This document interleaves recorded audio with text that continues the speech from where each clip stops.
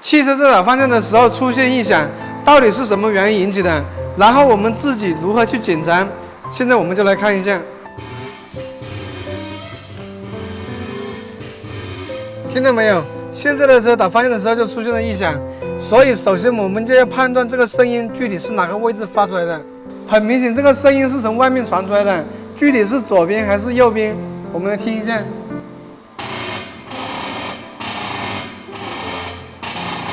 啊，这个声音是从右边出来的。啊，很明显这边声音大，这个声音就是从这里传出来的。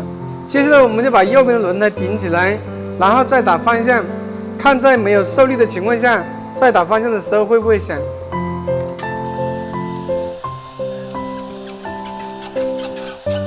好，现在我们再移动一下方向，看一下会不会响。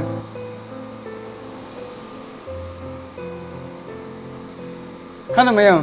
现在声音就消失了。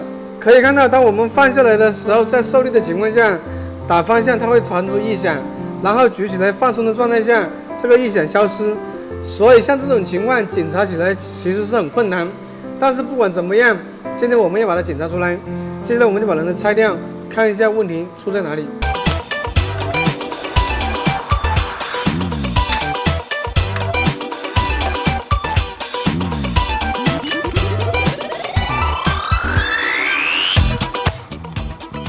看到没有？我们在打方向的时候，这个方向机横的杆桥头，然后上摆臂桥头，还有下摆臂桥头，这3个桥头在转动，这就说明这个响声就是其中一个桥头里面发出来的。也就是说，这3个桥头里面，其中有一个桥头损坏了。但是损坏的情况下有2种原因，第一种原因就是桥头外面的防尘罩破裂，导致进灰尘、磨损严重；还有一种可能，桥头外面的防尘罩没有损坏，但是里面缺油、干磨，也会产生异响。然后我们再回到之前这个，把轮胎放下来，受力的情况下打方向会异响。像受力的情况下，一般是上桥头和下桥头，但是最受力的案还是这个下桥头，所以接下来我们就从下桥头下手。但是根据我们的发现，下桥的这个外面防尘罩还是没有损坏。既然防尘罩没有损坏，就很难准确的判断是不是下桥头的问题。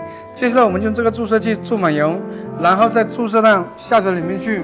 等一下异响消失了，就说明这个问题就是下桥头引起的，只好用这个方法来检查。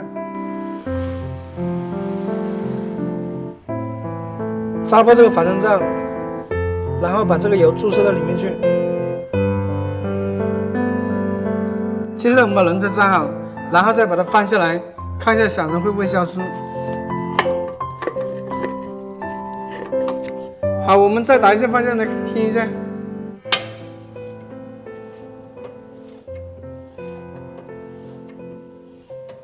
看到没有？这次声音就消失了，说明这个问题就是下桥头引起的。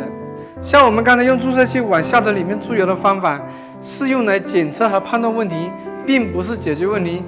所以想要解决问题的话，还是要更换下桥头。下期视频我们就自己在家更换下桥头，看一下自己是如何更换的。